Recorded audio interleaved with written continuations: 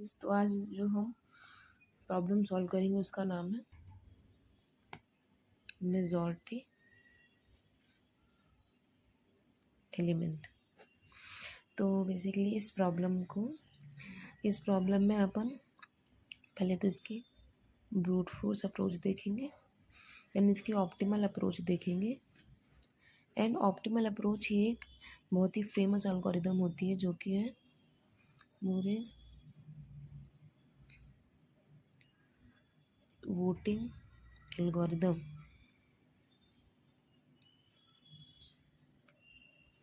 ठीक है, तो इसकी मैं टाइम कॉम्प्लेक्सिटी भी आपको बताऊंगी, दोनों ही अप्रोचेस की। एंड मैं इसकी लिंक आपको डिस्क्रिप्शन में दे दूंगी, आप खुद से ट्राई कर सकते हैं। तो इसमें बेसिकली इसकी पहले मैं प्रॉब्लम स्टेटमेंट आपको समझाती हूँ। इसमें क्या होता है, इसमें क्या है कि आपको एक एरे दिया है n साइज़ का, एंड आपको इसका मेजॉरिटी एलिमेंट बताना है। मेजॉरिटी एलिमेंट क्या होता है? Majority element the element which appears greater than more than n by 2 times, more by n by 2 times अगर वो एग्जिस्ट करेगा वो एलिमेंट, तो वो मेजॉरिटी एलिमेंट कहलाएगा। एंड आपको वही रिटर्न करना है। जैसे कि अगर आपको दिया है 3 3 4 2 3 3 एंड 3, ठीक है, ये दिया है। तो एक तो पहली बात, इसकी लेंथ कितनी है? इसकी लेंथ है n इज इक्वल टू 7 है, ठीक है, हाँ 7 है। तो n बाई 2 कितना हो जाएगा? n बाई 2 हो जाएगा इसका 3। तो 3 से बड़ी इसकी फ्रिक्वेंसी होनी चाहिए। इसकी फ्रिक्वेंसी जो है, मतलब जो मेजॉरिटी एलिमेंट होगा,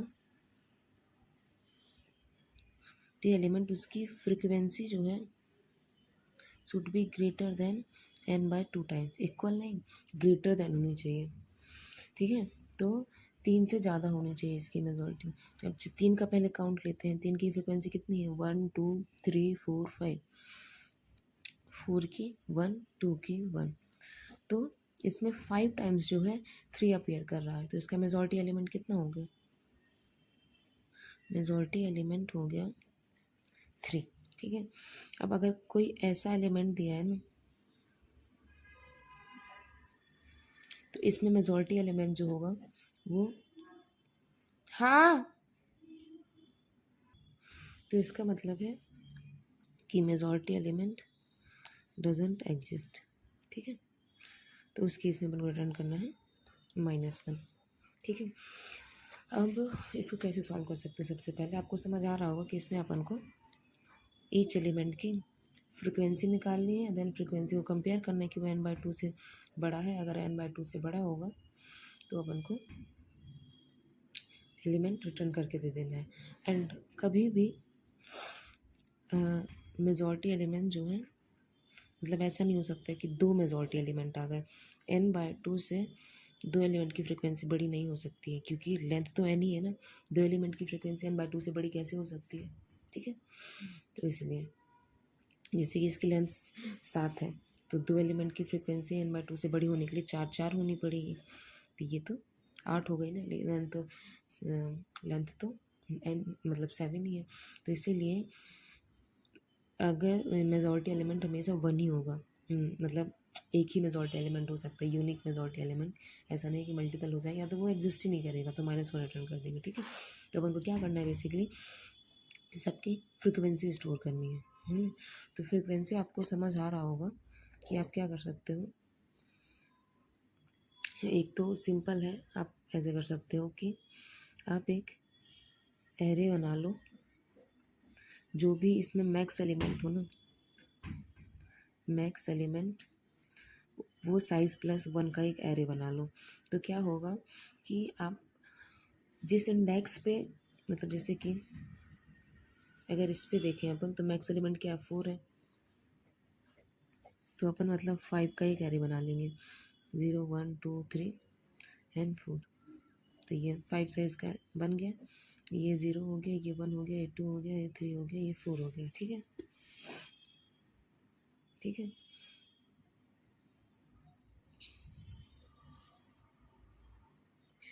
तो अब क्या करेंगे, जो उसका इंडेक्स है ना उसको अपन एलिमेंट समझ के स्पेस की फ्रिक्वेंसी स्टोर करेंगे। स्टार्टिंग में अभी अब सबकी 0 फ्रिक्वेंसी है, ठीक है। तो अपन क्या करेंगे, for int i is equal to 0 to अपन एन लूप चलाएंगे। फिर अपन क्या करेंगे, इसको अपन फ्रिक्वेंसी नाम दे देते हैं, एरे फ्रिक्वेंसी एरे।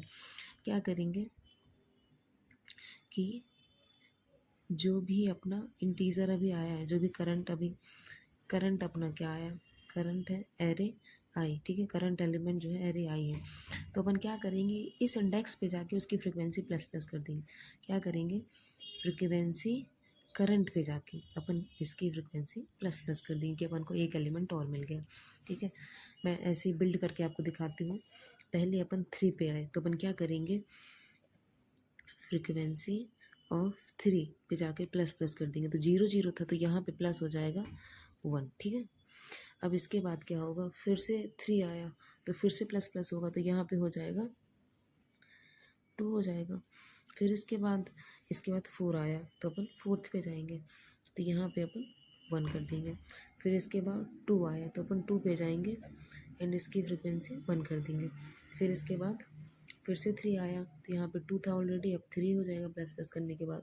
फिर 3 है तो यहाँ पे 4 हो जाएगा एंड पे फिर से 3 है तो यहाँ पे इसकी फ्रिक्वेंसी 5 हो जाएगी प्लस कर करके।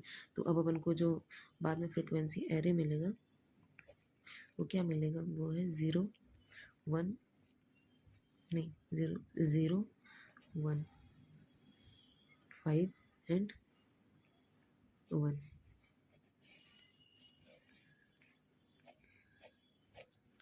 ठीक है। ये 0 1 2 3 4, तो जो इंडेक्स है वो उसकी फ्रिक्वेंसी है, मतलब वो उस इंडेक्स जो है यहाँ पे एलिमेंट डिनोट कर रहा है एंड जो फ्रिक्वेंसी की फ्रिक्वेंसी एरे पे वैल्यू है वो उसकी फ्रिक्वेंसी डिनोट कर रहा है। तो फिर अपन इस पर लूप चलाएंगे एंड देखेंगे कि किसी की फ्रिक्वेंसी n/2 से बड़ी है क्या, सॉरी फ्रिक्वेंसी जो है वो n/2 से बड़ी है क्या। अगर वो बड़ी होगी तो वो अपना मेजॉरिटी एलिमेंट हो जाएगा, और अगर अपन को कोई नहीं मिल रहा है तो अपन -1 रिटर्न कर देंगे, ठीक है। तो ऐसे में क्या होगा कि अपना ये फ्रिक्वेंसी एरे पे अपन ने स्टोर कर दिया। बट ऐसे में क्या होगा, थोड़ी स्पेस कॉम्प्लेक्सिटी ज़्यादा हो सकती है। अगर हमारा मैक्सिमम एलिमेंट 10⁻8 तक जा सकता है मान लीजिए, तो अपन को 10⁻8 साइज़ का जो है वो एरे बनाना पड़ेगा, यानी कि O of N time complex sorry space complexity हो जाएगी, टाइम कॉम्प्लेक्सिटी क्या हो जाएगी, ओ ऑफ एन ही हो जाएगी, ठीक है। तो एक तरीके से अपन इसको और कर सकते हैं कि अपन फ्रिक्वेंसी एरे न लें, अपन यूज़ करें हैश मैप, अपन हैश मैप यूज़ करें, ठीक है। हैश मैप में जो एलिमेंट्स होंगे वही एलिमेंट्स की फ्रिक्वेंसी स्टोर होगी, बाकी एलिमेंट्स की फालतू में नहीं स्टोर होगी, ठीक है। हैश मैप ले सकते हैं। हैश मैप में क्या करते हैं कि हैश मैप का मैं आपको कोड लिख के दिखाती हूँ।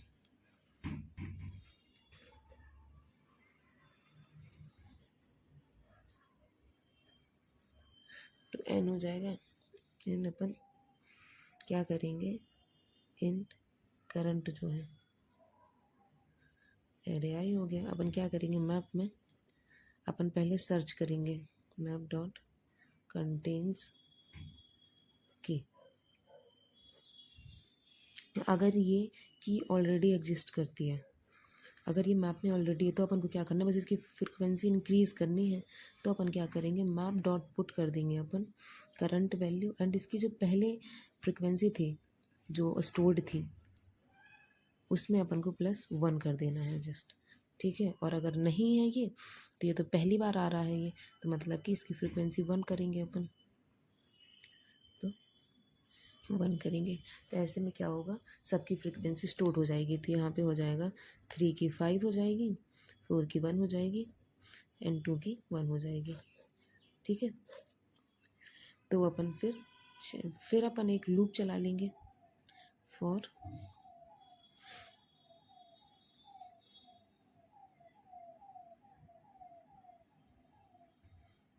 इंटीजर की कर सकते हो आप, और इसका बेसिकली की सेट यहाँ से मिलता है मैप डॉट की सेट की सेट ही होता है शायद, मैं आपको चेक करके बताऊंगी अगर ये सही नहीं होगा।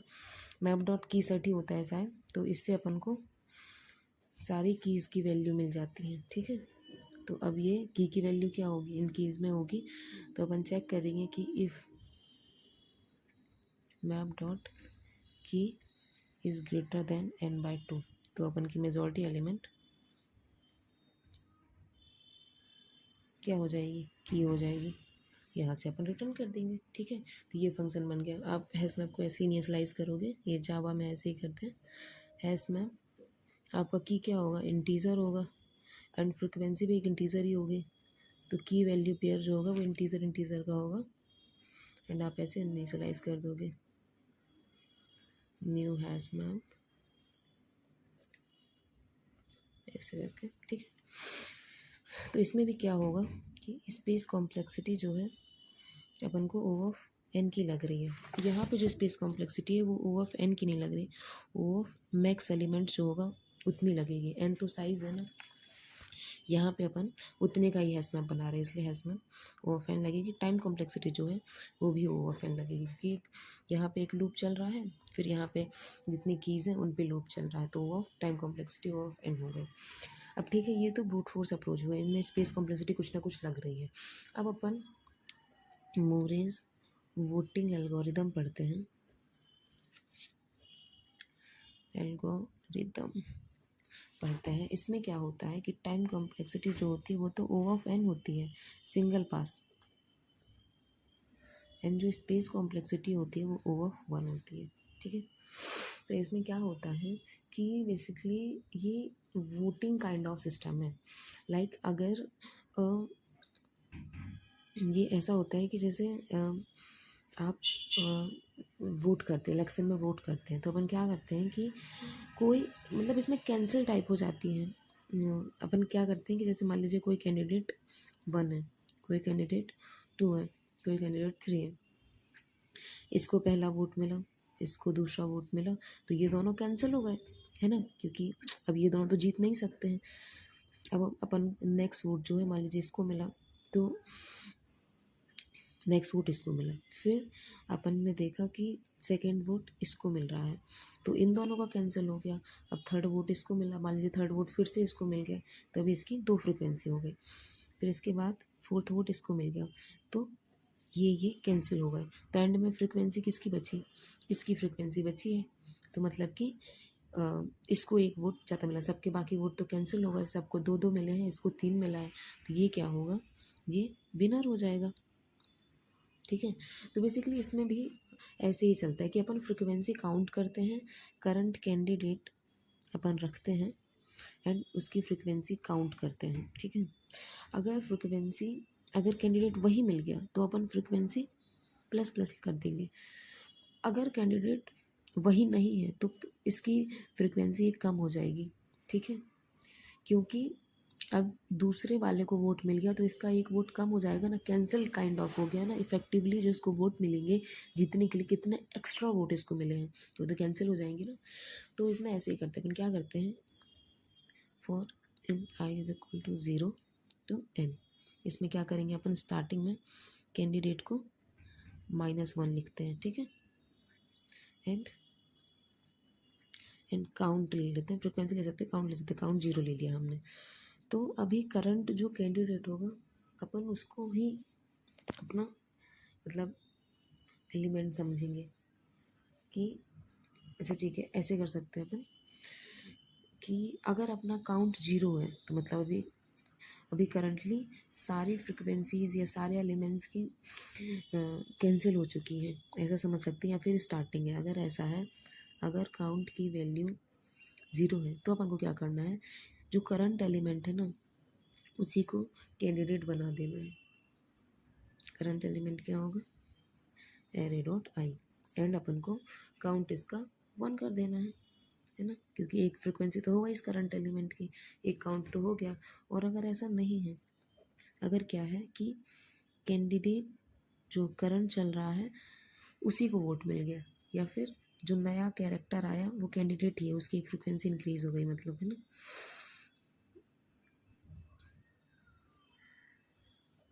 तो अपन क्या करेंगे, काउंट को प्लस प्लस कर देंगे।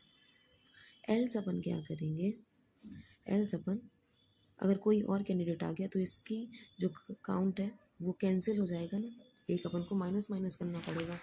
तो बेसिकली यही इसका पूरा कोड है। अपन क्या करते हैं कि अपने पास अगर काउंट 0 होता है, यानी कि सबकी फ्रिक्वेंसीज कैंसिल हो चुकी हैं, तो जो करंट एलिमेंट अपन को मिलेगा उसी को अपन कैंडिडेट बना देंगे एंड उसका काउंट 1 कर देंगे। और अगर अपन कैंडिडेट के बराबर ही एक एलिमेंट मिल गया तो अपन काउंट प्लस प्लस कर देंगे। एल्स अपन क्या करेंगे, अगर अपन को दूसरा कैंडिडेट मिल गया तो अपन उसकी फ्रिक्वेंसी माइनस माइनस कर देंगे, तभी तो कैंसिल होगा ना। जैसे कि मैं इस पर रन करके दिखाती हूँ, 3 4 2 3, ठीक है। अपन क्या करेंगे, पहले अपना काउंट 0 है तो अपन क्या करेंगे, कैंडिडेट अपना हो गया 3, ठीक है। अब काउंट की वैल्यू हो गई 1, ठीक है, ये कंडीशन चेक हो गई। अब अपन i = 2 पे जाएंगे, फिर कैंडिडेट के बराबर मिल गया तो अपन का काउंट हो जाएगा 1 के बाद अब हो जाएगा 2 हो गया, ठीक है।